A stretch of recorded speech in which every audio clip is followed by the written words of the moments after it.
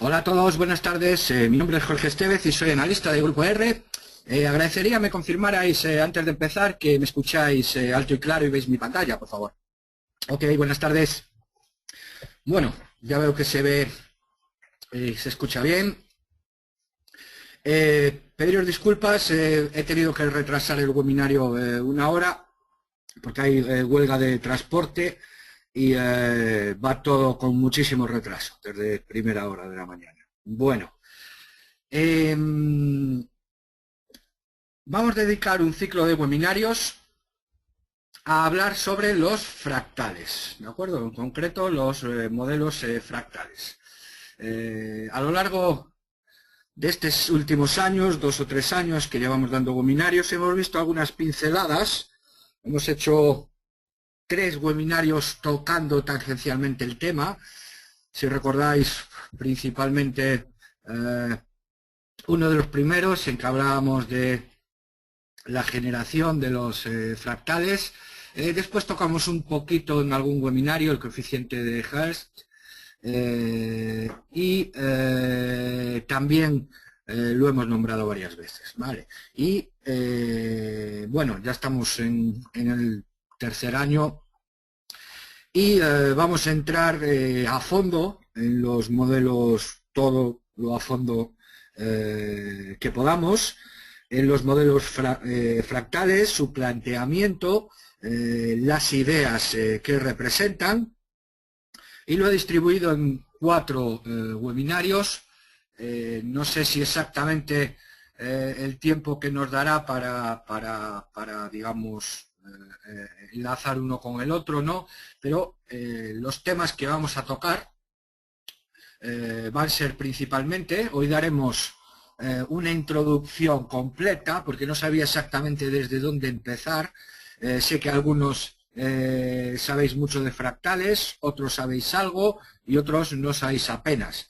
Entonces he decidido empezar por el principio, así que disculpas si os aburrís un poco, pero es bueno siempre dejar claro digamos, las ideas y sobre todo el enfoque, desde donde mira el modelo fractal, qué críticas hace, cómo surge esta manera de ver los mercados y de analizar otro tipo de cosas, ¿vale? Posteriormente ya nos meteremos en el análisis de series temporales, análisis fractal, veremos lógicamente la distribución de Pareto en contraposición a la distribución normal y el exponente de Hurst y su interpretación.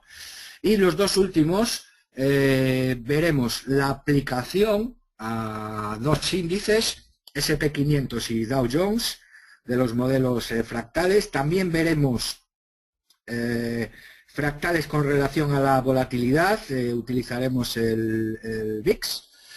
Y por último, en el último webinario, pues aplicaremos el modelo a 2 divisas, ¿de acuerdo? La libra dólar y el dólar yen.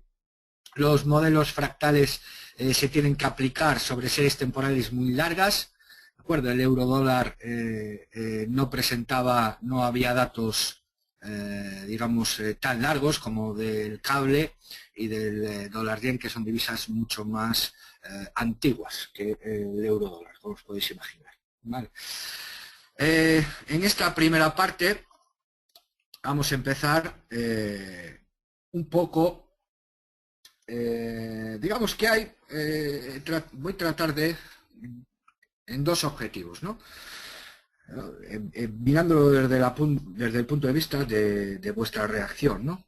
En un primer punto, hay un grupo de traders que piensan que los mercados que son totalmente aleatorios, es decir, bueno, pues que da lo mismo ir para un lado que ir para el otro, y en contraposición a esos hay otros que piensan que es más determinista, ¿no?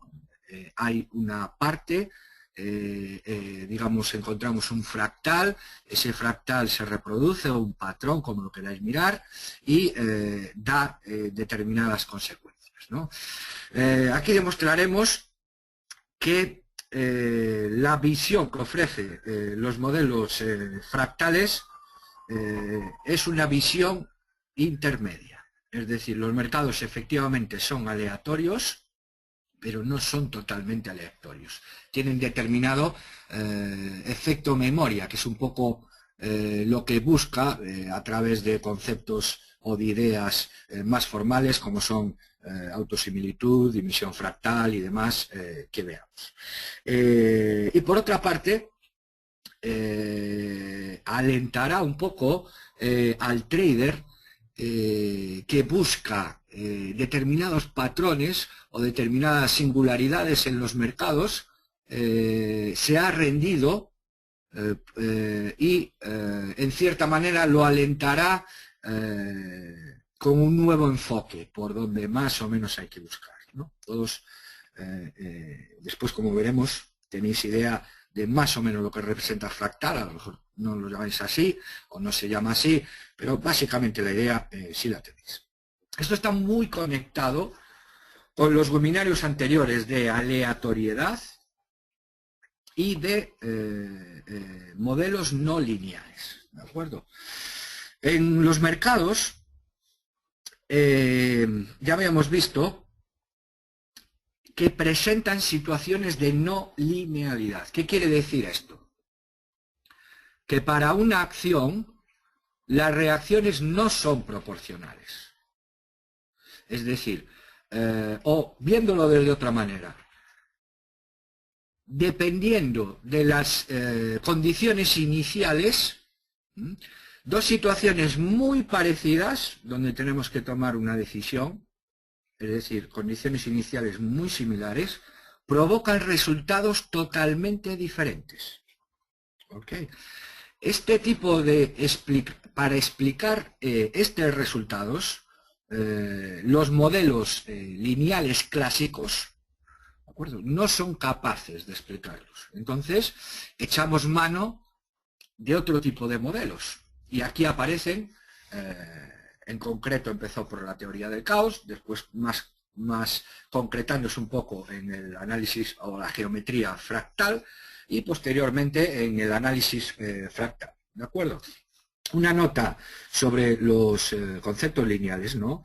Que lógicamente simplifican el estudio de la realidad, ¿okay? Asumen restricciones que realmente no son válidas dichas restricciones. Lo que pasa es que en general este tipo de modelos, tanto en la comprensión como en la aplicación, son mucho más manejables que los modelos fractales y digamos la justificación que tiene siempre digamos de asumir las simplificaciones lineales son que los beneficios de la simplificación del modelo lineal compensan más que las propias limitaciones del modelo, lógicamente asumiendo linealidad y normalidad, que son dos características que no están siempre presentes en los mercados.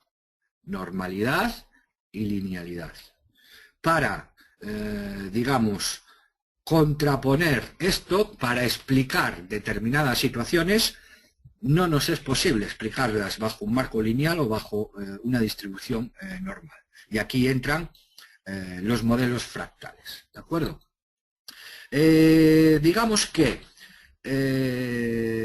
nadie ha visto en la naturaleza una circunferencia o un círculo. Perfecto, no existen. Los modelos, digamos que son por sí mismos, por definición, son simplificaciones, ¿okay?, de la realidad. Pero, ante determinadas situaciones, es decir, modelos clásicos, como puede ser el CAP, como pueden ser el modelo de Sharp, no son válidos en muchas situaciones. Pero hay otras situaciones en las cuales no.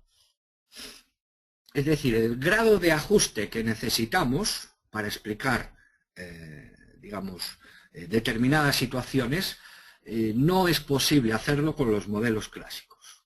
¿Okay? Sobre todo en situaciones en que un pequeño cambio en una variable tiene un impacto muy superior al que hubiera predicho tal modelo o tal teoría. ¿Okay?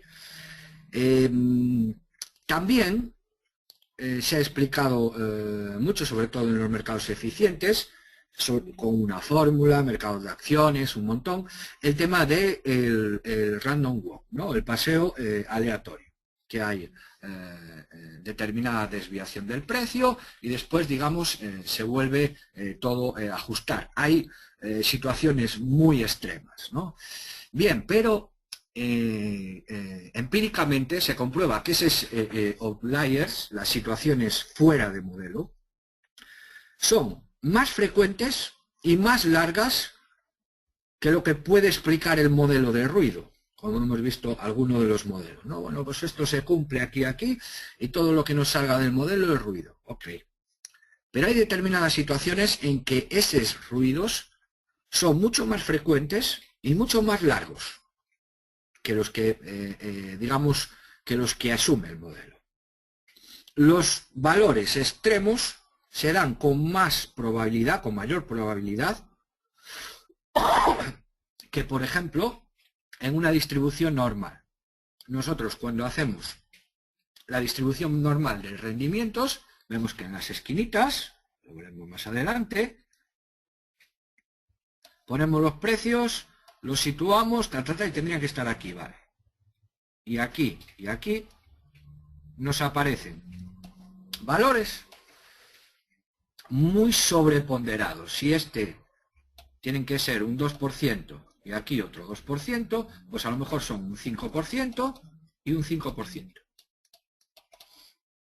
Por lo tanto, ante determinadas situaciones, los modelos normales no nos valen para explicar los mercados financieros. Aunque, a grosso modo, tienen cierta capacidad de ajuste, cierta capacidad de predicción y demás. Aún hemos visto la revisión de las predicciones que utiliza, ¿no? ¿Qué es lo que utilizamos en los mercados para, digamos, para predecir? ¿Ok? Aún hemos visto ayer el tema de las previsiones de Goldman Sachs. Vale. Utiliza algo que se llama econometría. ¿De acuerdo? Son determinadas herramientas, determinadas ecuaciones, determinados modelos que se basan en unas asunciones. La primera, todos esos modelos, los modelos clásicos, los modelos econométricos, se basan en las siguientes asunciones. Equilibrio. Es decir, los mercados funcionan porque los horizontes temporales de los inversores son a distinto plazo. Es decir, si en algún momento los inversores de largo, por ejemplo, redujeran su horizonte temporal, el mercado se volvería totalmente inestable. Es decir, el encadenamiento o el entrenzamiento de los targets de cada uno de los intervinientes en el mercado es lo que hace que eso funcione, que eso esté en equilibrio. ¿Okay? Cuando no hay unas perspectivas a largo plazo, el mercado se vuelve totalmente, digamos, inaccesible. Hay un crack en el mercado. Podemos poner el ejemplo del petróleo. ¿Ok? De acuerdo, el petróleo se lleva devaluando, tal, ha caído un 40%, un 50%, un 60%, lo que sea. Bien, pero hay determinados, digamos, actores en el mercado que hacen que el mercado del petróleo funcione. ¿Okay? Digamos que tienen otros objetivos.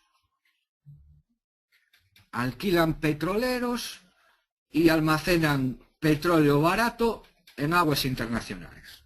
Al comprar ese petróleo, hace que el mercado del petróleo funcione, aunque se esté devaluando el petróleo.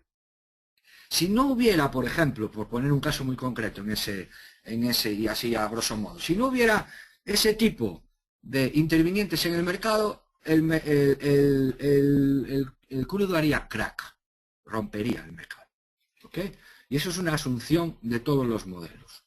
Que hay targets en horizontes temporales diferentes. Después, tratan el tiempo como una variable más. ¿Ok? Por lo tanto,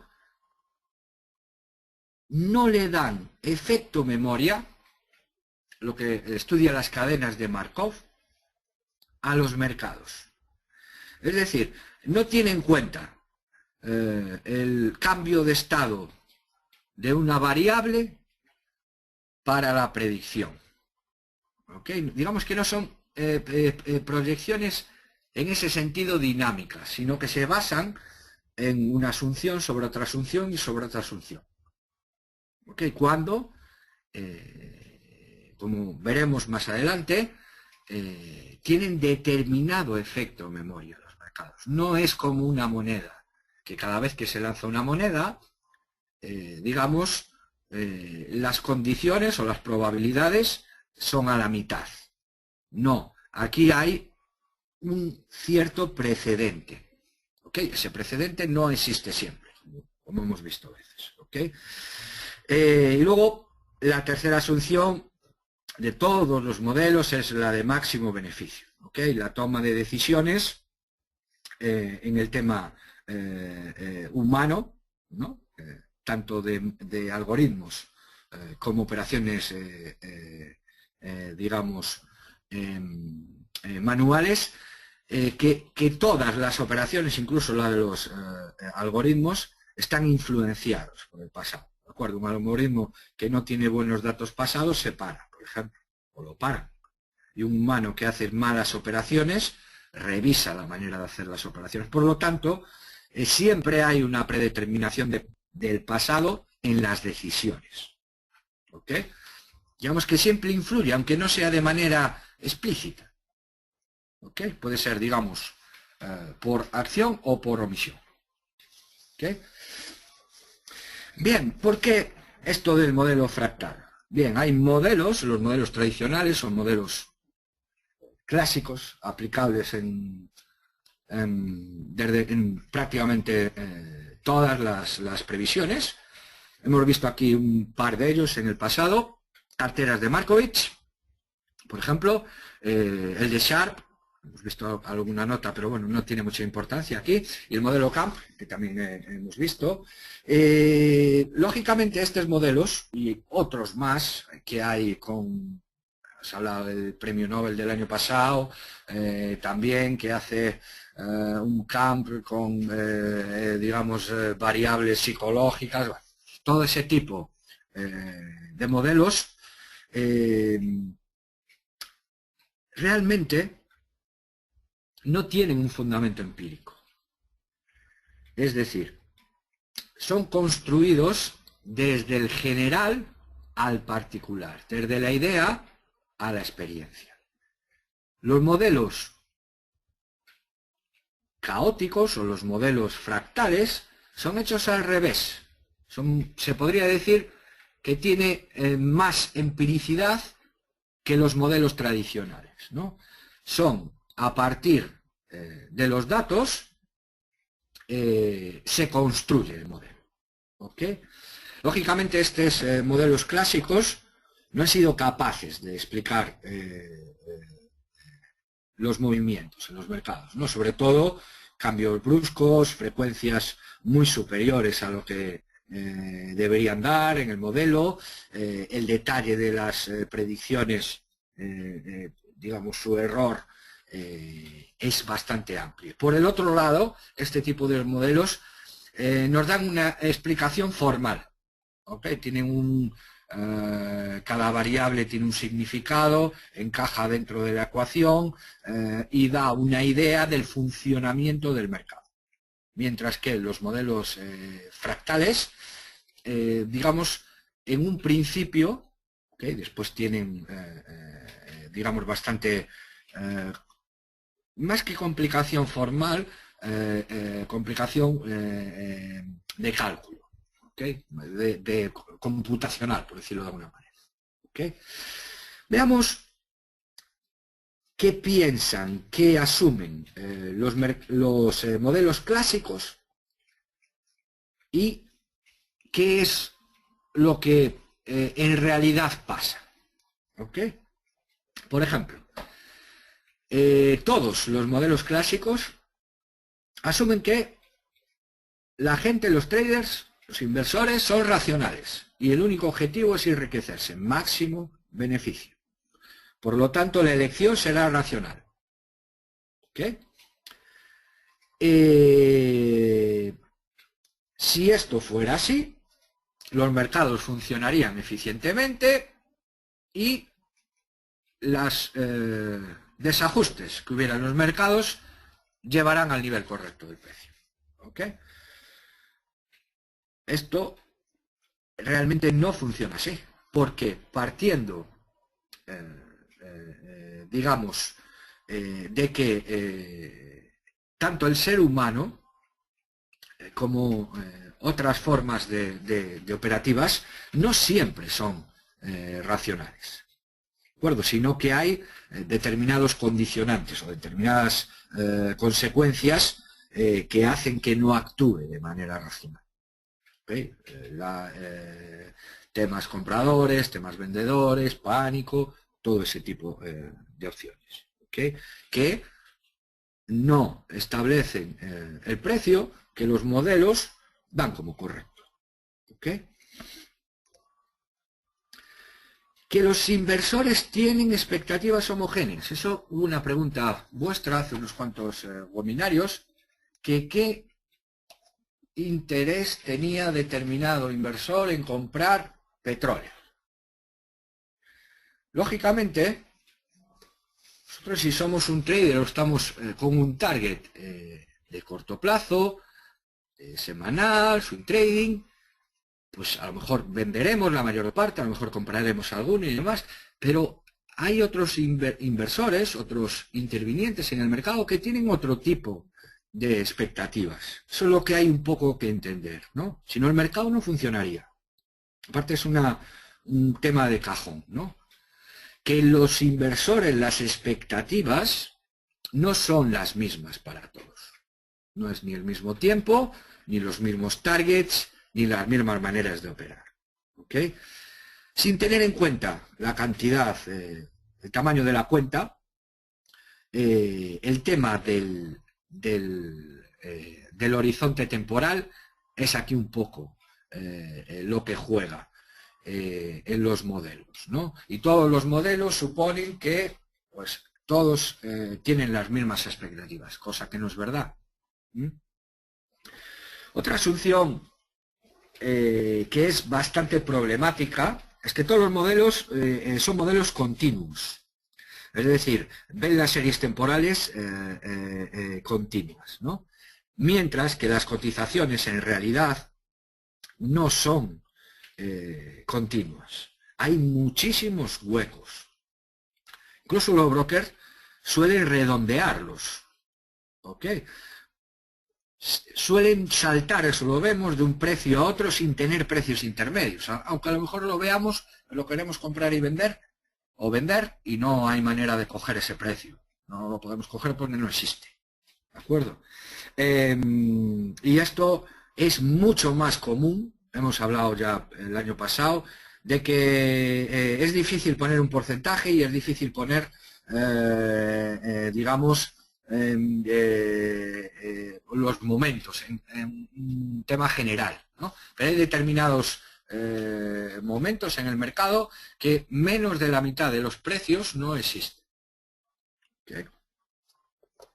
Y en general no existen muchos de los precios que ven, incluso viéndolos en las plataformas.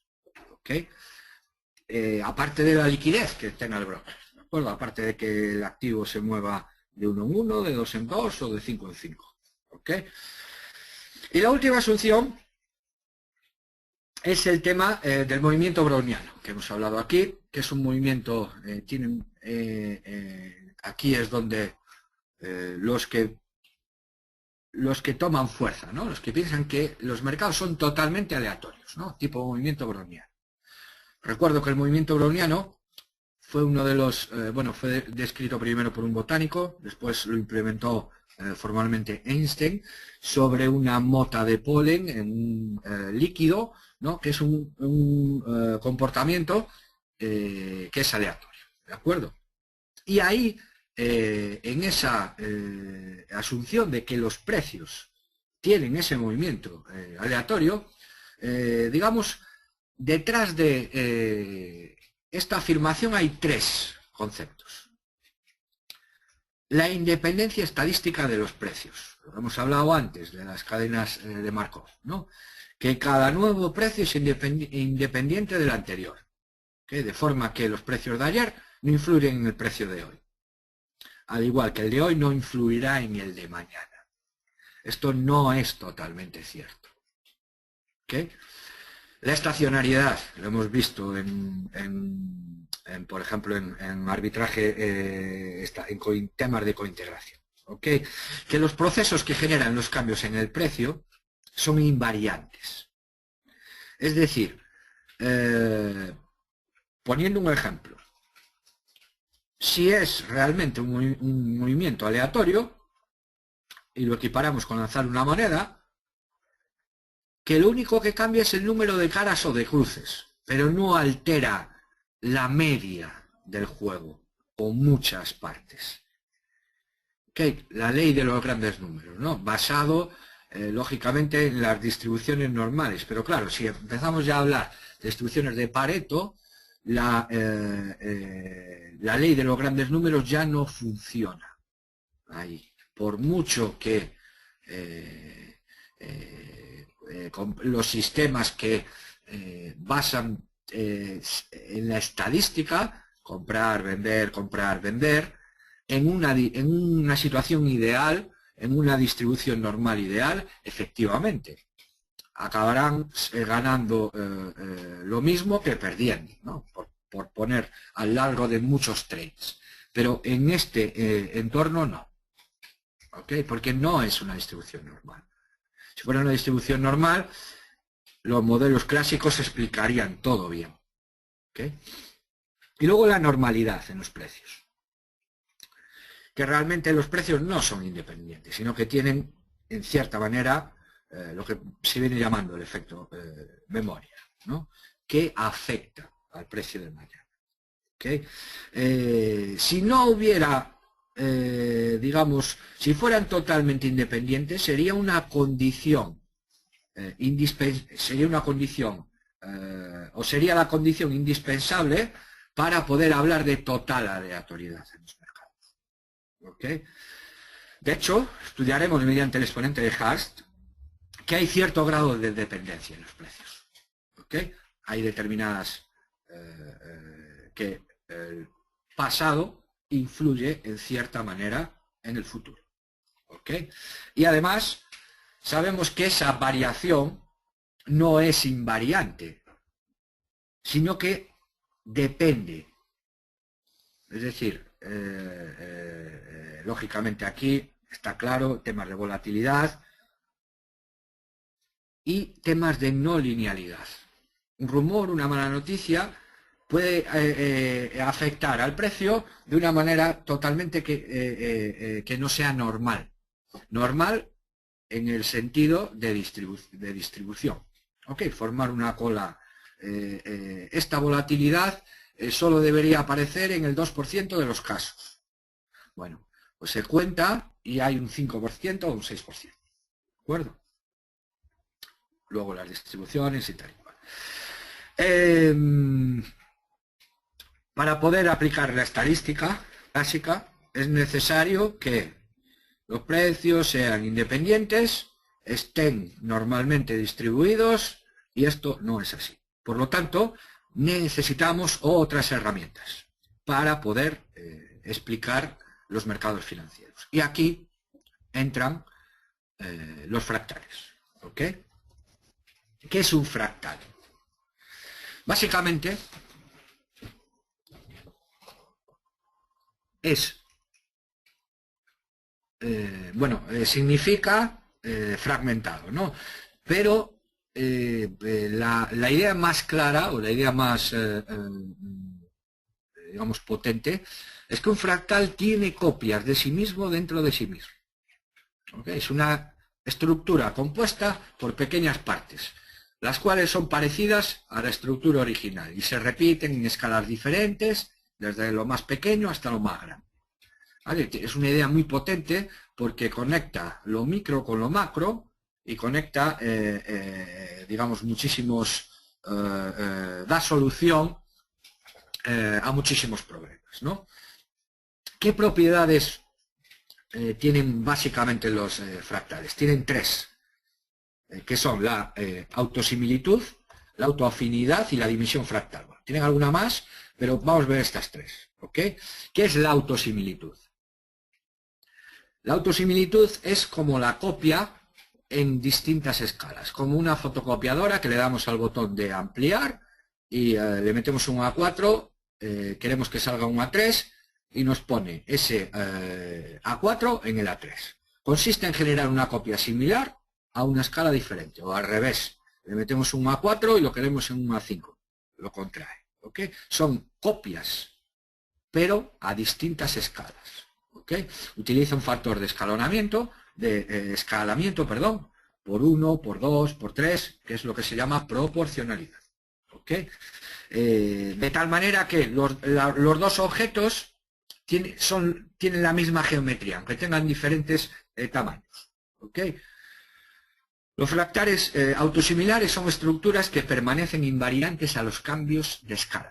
Es decir, son isentrópicos, tienen las mismas propiedades en todas las direcciones. ¿Okay? Es decir, no solo amplía una parte de la copia, sino que la amplía en general, en completo. Si en la copia hay un teléfono, ese teléfono es ampliado pues en todo, en la pantalla, en el botón, por igual manera. ¿Okay? Son como un zoom de alta calidad o tanto a más como a menos. ¿Okay? Es decir, este tipo de fractales en los cuales la simetría se repite son fractales recurrentes. Hay otros que no son recurrentes. Y aquí es donde entra un poquito la, digamos, la ampliación que puede haber a cada uno, ¿no? Otra propiedad es la autoafinidad. ¿De acuerdo? ¿Qué es esto de la autoafinidad? Digamos que cuando un objeto fractal se dice que es autoafín cuando permanece invariante bajo la escala de transformación anisotrópica, diferentes escalas en todas las direcciones. Es decir, a pesar de sus diferencias en una escala de transformación, las direcciones no son completamente independientes. Es decir, procesos, lo vemos aquí más claramente. Vemos que esto es el fractal, ¿de acuerdo? Vamos a ver si pinta. Ay, no me pinta.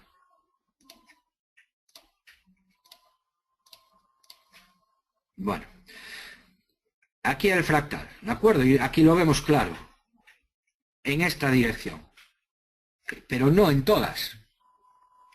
Y si veis aquí vemos este mismo fractal. Aquí volvemos a ver la estructura, aquí volvemos a ver la estructura, y diréis, pero aquí esta estructura no la hay. Vale, esta estructura es una inversa de esta. Es decir, si fuera recurrente sería siempre lo mismo, pero si a esta parte le hacemos la inversa, vemos esta, ¿verdad? ¿De acuerdo? Entonces sería fractal 1 entre el fractal, fractal, fractal, fractal, ¿vale? Se explicaría de esta manera. Y esto es lo que es la autoafinidad. No quiere decir que todos los fractales sean iguales, idénticos sería la palabra, ¿no?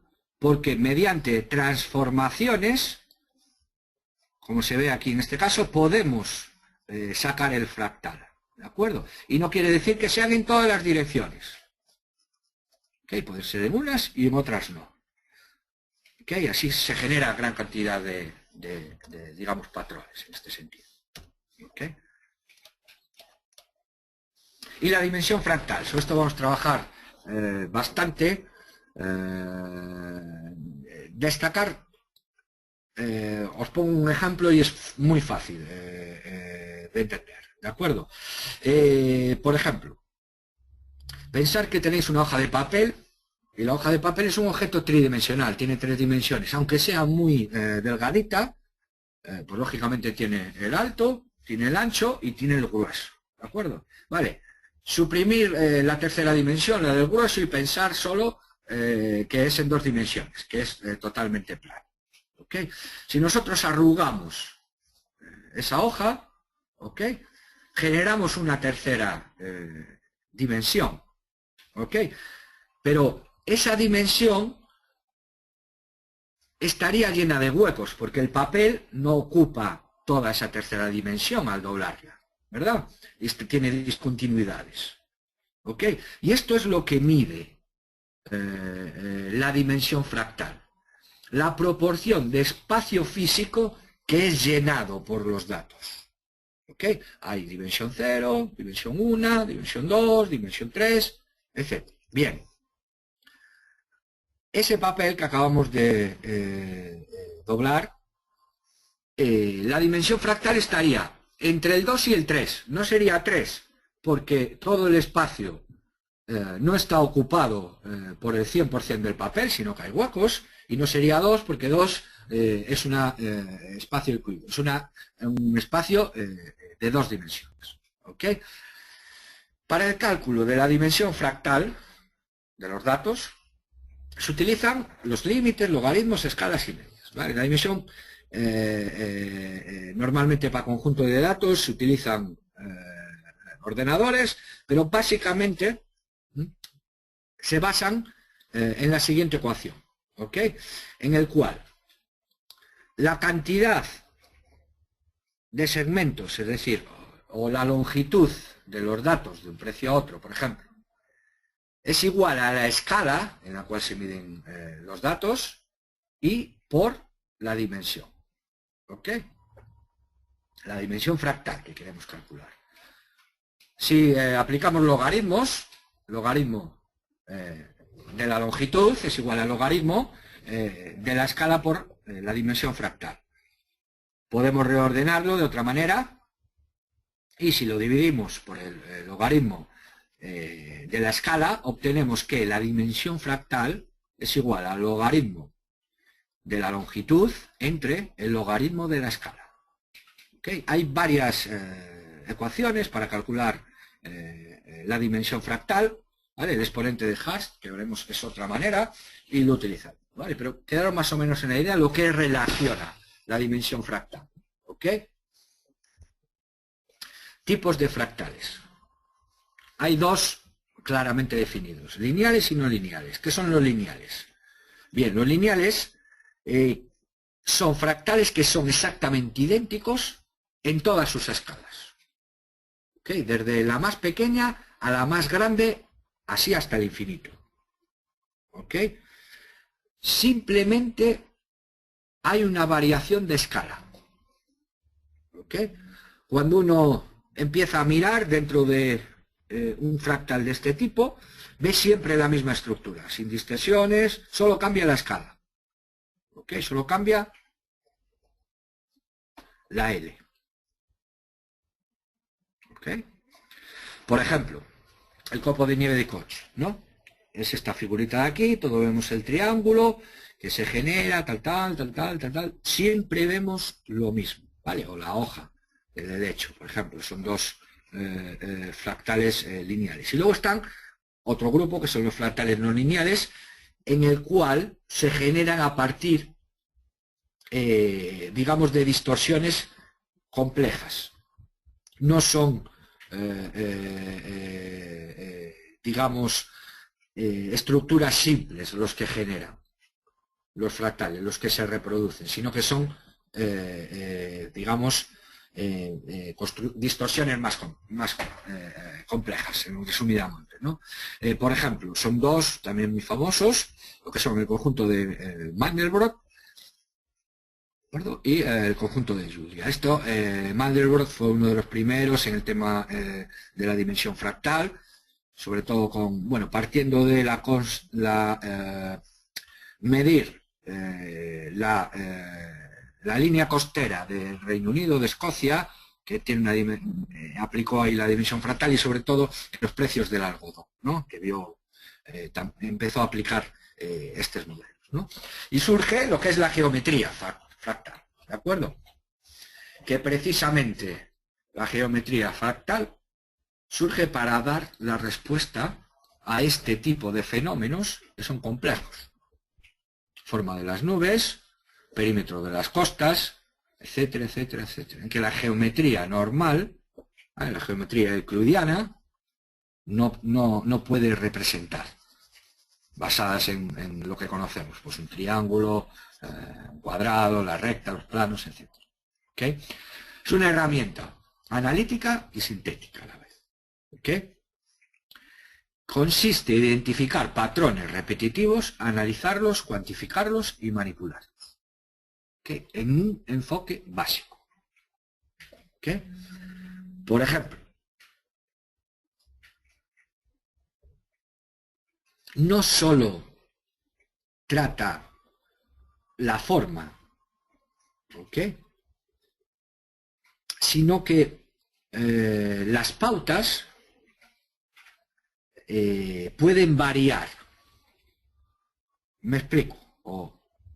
Lo que quiere decir. Que el patrón puede tomar muchas formas. ¿Okay? Se puede ver de una forma concreta, que se repite a escalas sucesivamente menores, o puede ser una pauta estadística abstracta, como la probabilidad de que una vela sea alcista o bajista. La pauta puede aumentar o disminuir de escala, comprimirse, retorcerse o ambas cosas. Digamos que es tan potente la geometría fractal que con poquitos mecanismos,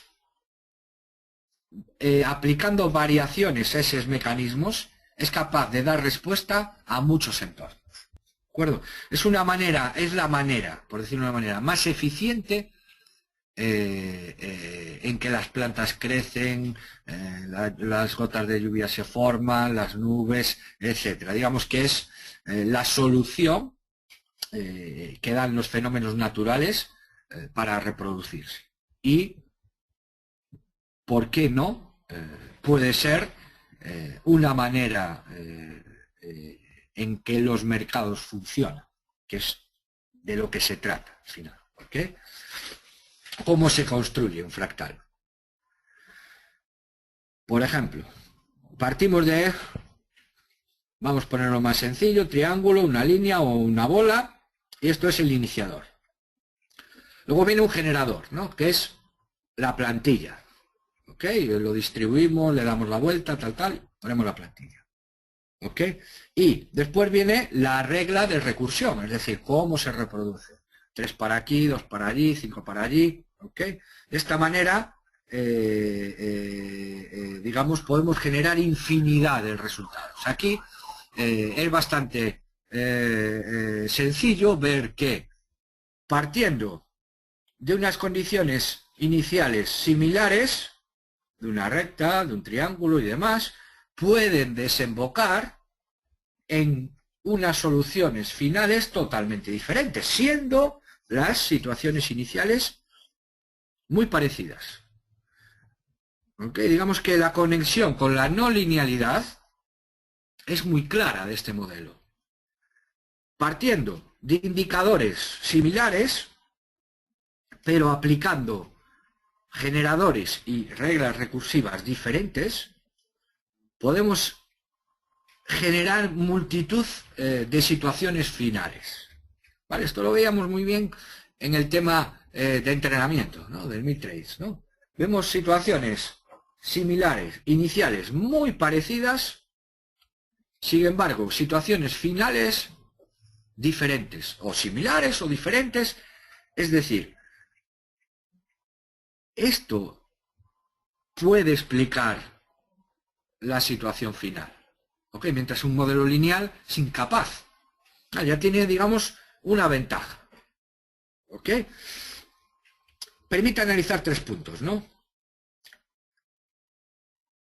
Da una mayor fiabilidad de la realidad. ¿Ok? Las cosas que pinta la geometría fractal son más parecidas a la realidad que los modelos clásicos. ¿Ok? Luego, la mayoría de los sistemas complejos, sistemas vivos, sistemas físicos, sistemas económicos, lo que quiera, son caóticos. Exhiben conductas que no son explicadas por los modelos clásicos y que no son blancos o negros, sino que tienen, digamos, son difusos en determinadas variables. ¿Ok? Y luego que son escalables. Podemos analizar y observar los detalles. ¿Ok? Porque se conservan en cada una de las escalas. ¿Ok? ¿Cómo se forman? Bien, son interacciones, son procesos interactivos. Muchas veces, viendo los mercados, uno tiene la sensación de que hay determinados, y no es falsa de todo, de que hay determinados algoritmos generando las estructuras de los mercados, ¿no? Como una especie de código con, lógicamente, determinadas rutinas que van construyendo, ¿no? La manera en las cuales se comportan los mercados. No es una, digamos, sensación derivada de la idea, de la interacción, ¿no? Partiendo prácticamente de lo mismo, construye una cosa, construye otra, ¿no? Por ejemplo, un ejemplo clásico es el triángulo de Sierpinski. A partir de un triángulo, ¿ok? 3, 1, 2, 3, 4, 5, 6, 7, 8, 9, tal, al cuadrado, tal. ¿Cómo se obtiene? Pues repitiendo el proceso de construcción, quitando los más pequeños, así infinitamente. Esta es una construcción regular, como hemos visto, lineal, como la queráis llamar. Pero hay construcciones de fractales que no son lineales. Hemos visto los dos ejemplos, ¿no? Más famosos. ¿Ok? O, por ejemplo, lo que es la curva de Koch. Una curva, digamos, muy útil en determinadas partes, ¿no? Voy a meter en profundidad, pero básicamente, a partir de una recta, se generan partiendo y sustituyendo determinadas figuras. ¿Ok? Por ejemplo, tenemos un segmento de longitud 1. ¿Ok? El segmento se divide en 3 partes iguales. 1, 2 y 3. La parte central, tercio, se divide por 2 segmentos de la misma medida, formando un triángulo equilátero, como aquí. ¿Ok? Tenemos 1, 2, el hueco que hay aquí sería el tercero y se sustituye por 2.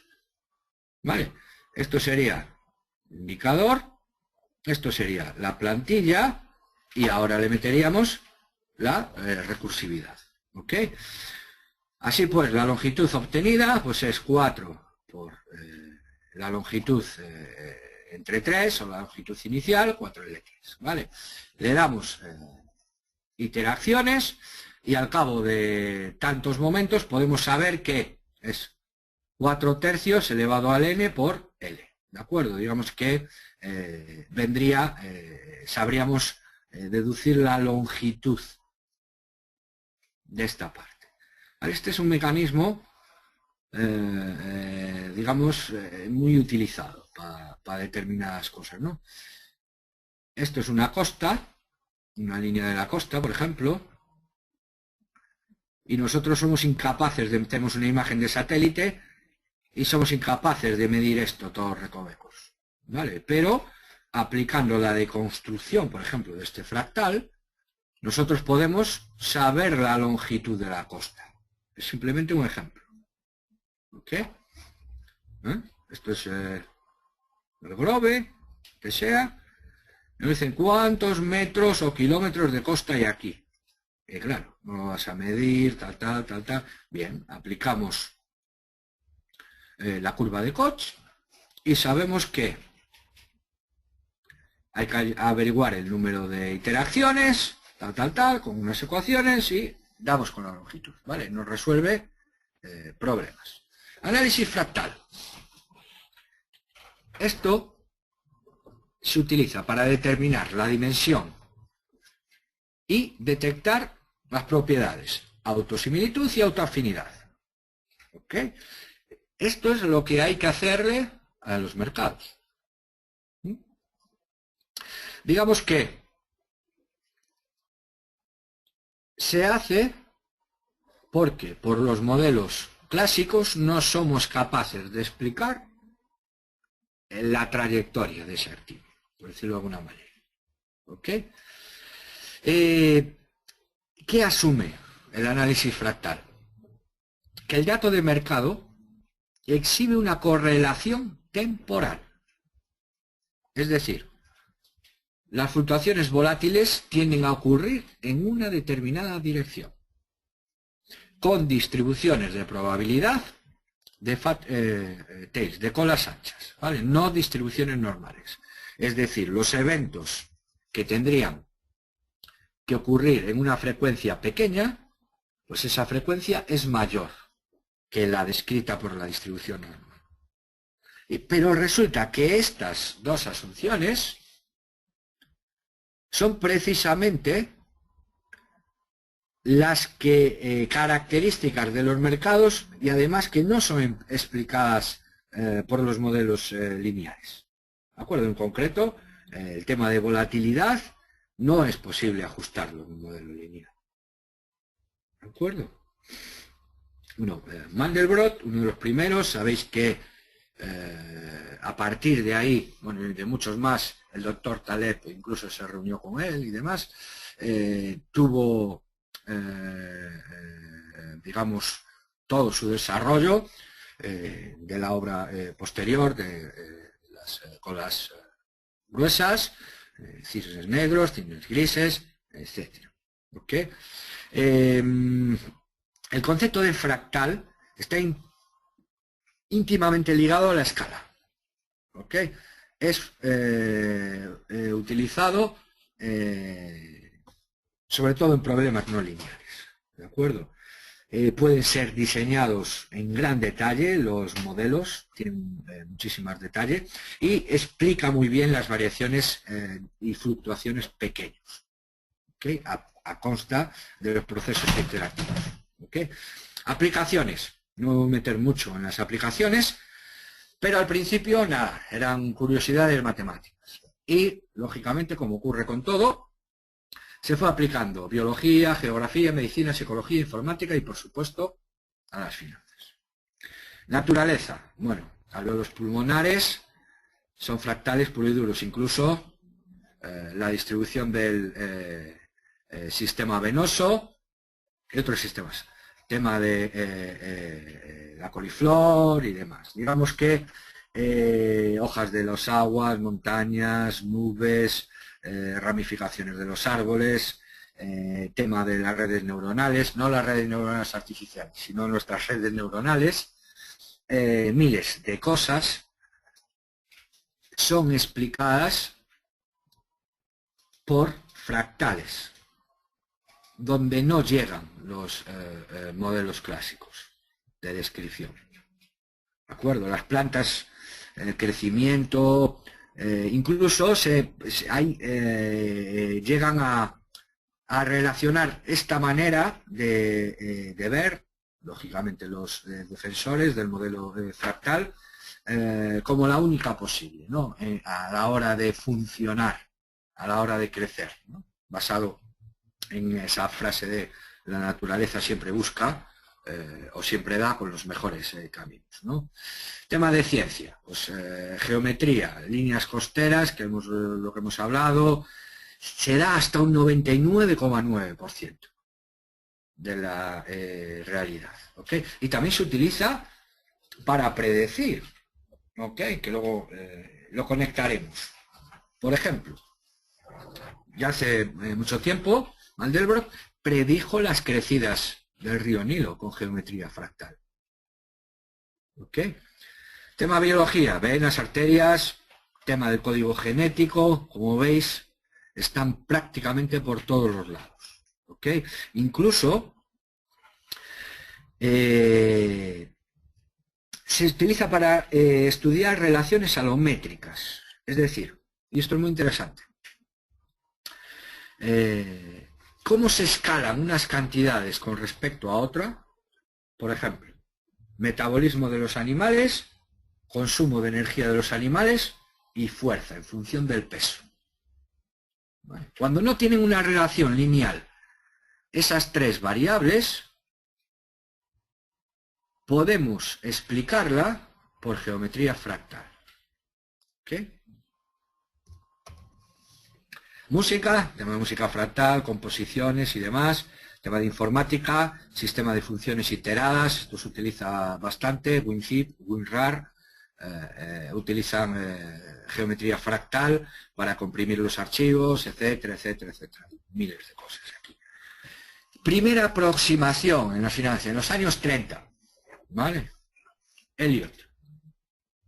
A nivel muy básico, a través de los charts, ¿no?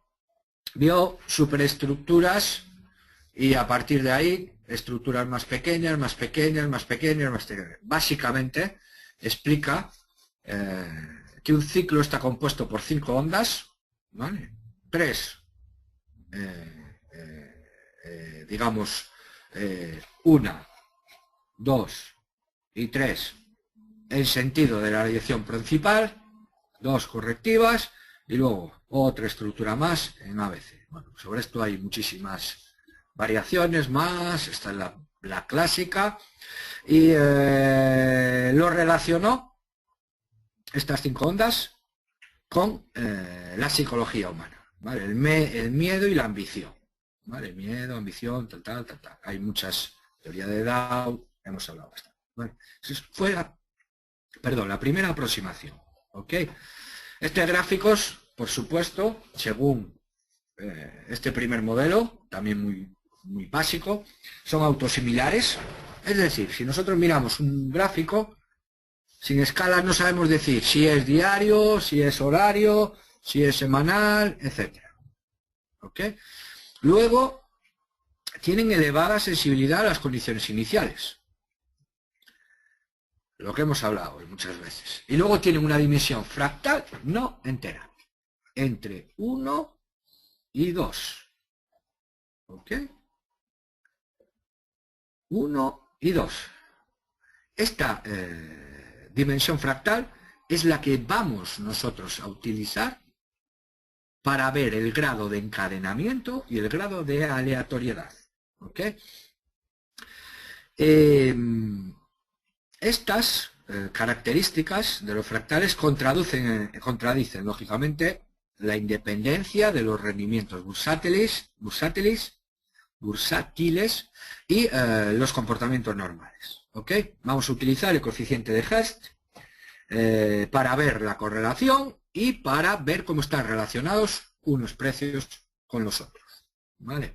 Hemos visto o veréis un montón de figuritas de este tipo.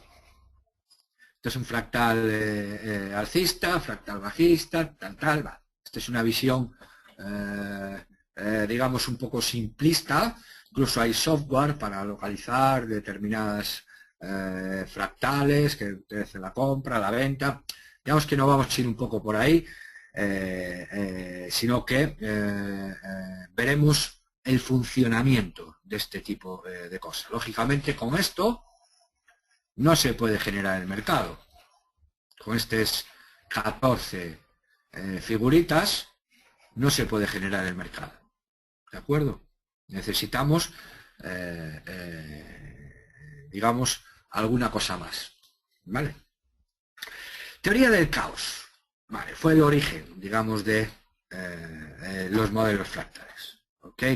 Los datos iniciales daban al cabo de un tiempo soluciones totalmente impredecibles, ¿vale? No tenían digamos correspondencia, hemos hablado muchas veces, ¿ok? Esto ya se utilizó muchísimo, sobre todo en iteración océano-atmósfera, para explicar las ecuaciones en las ecuaciones de Navier-Stokes, otras, tal. Y básicamente se llegó a la conclusión de que unas pequeñitas alteraciones provocaban resultados muy divergentes, ¿vale? Se puso más romántico en el tema del efecto mariposa, ¿no?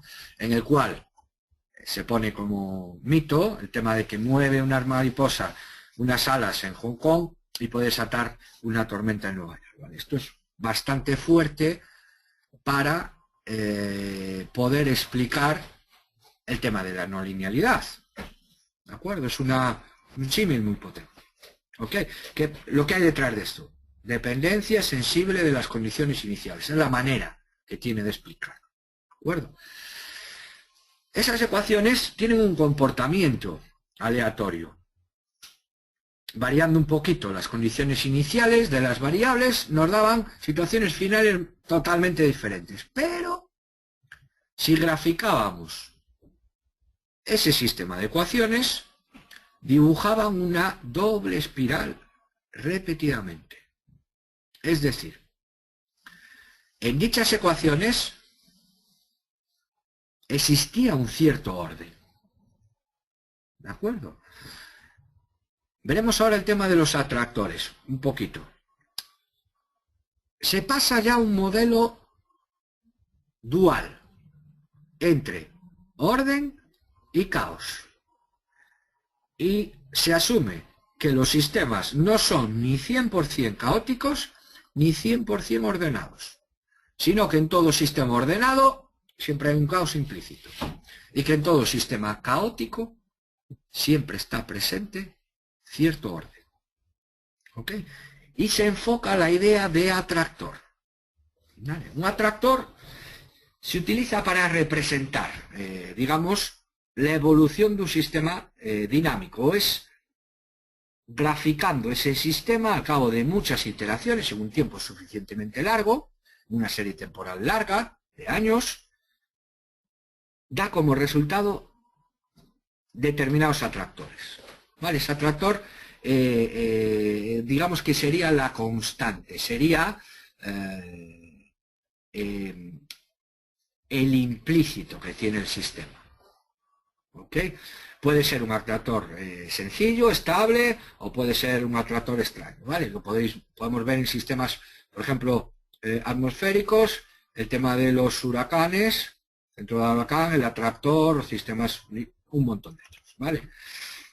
Los hay clásicos, un punto, y los hay extraños, que dentro de los atractores también tienen geometría fractal. ¿Ok? Sus órbitas en los extraños nunca se repiten, ni se interceptan. ¿Ok? Lógicamente son muy sensibles a las condiciones iniciales y los resultados pueden ser muy totalmente diferentes. ¿Ok? Parecen sistemas desordenados y fortuitos, pero tienen cierto grado de orden. ¿Ok?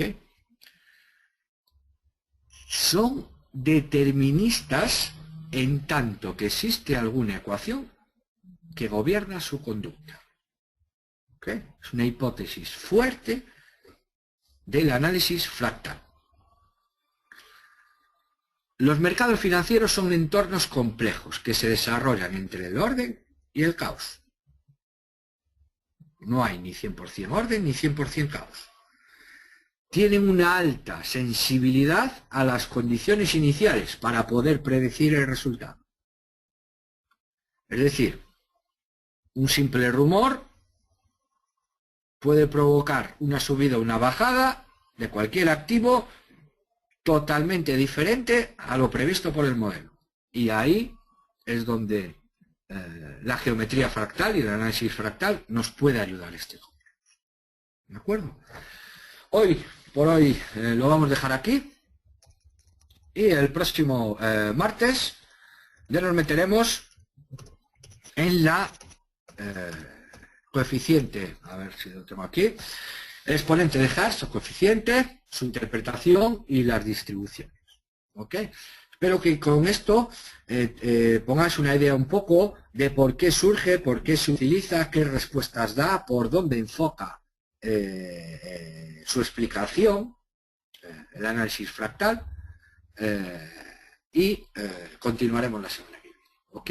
Hay un par de preguntillas. ¿Cómo se establece el periodo? Vale. Como veremos posteriormente, tienes la L de escala en la ecuación. ¿De acuerdo? Esa L de escala tienes que verla, digamos, calcularla, verla y después proyectar. ¿Ok? ¿Cuál es la correlación entre el periodo y el periodo de las predicciones futuras? Eso lo calcularemos en la dimensión fractal. ¿Ok? Mayor de 0,5, menor de 0,5, las hay que son persistentes, antipersistentes, etcétera, etcétera. Lo veremos con ejemplos. ¿Ok? No os preocupéis, que iremos avanzando, quise empezar desde el principio, así todo el mundo puede seguirlo. Entraremos más o menos en profundidad, lo veremos en ejemplos reales, índices y alguna divisa, y podéis así vosotros más o menos pensar y enfocar, criticar, aportar todo lo que queráis al tema de los modelos fractales. Es algo, una herramienta más que uno hay que conocer, uno debe conocer. Muy bien, nada más por hoy. Muchas gracias a todos por vuestra atención, espero no haya sido muy pesado y la semana que viene veremos más cosas. Un saludo.